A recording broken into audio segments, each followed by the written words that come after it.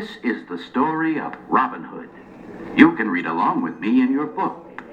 You will know it is time to turn the page when you hear the chimes ring like this. Let's begin now.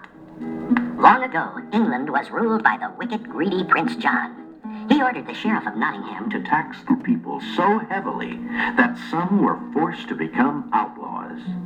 Two of the most famous outlaws were Robin Hood and Little John, who would steal the tax money from the sheriff and give it back to the poor.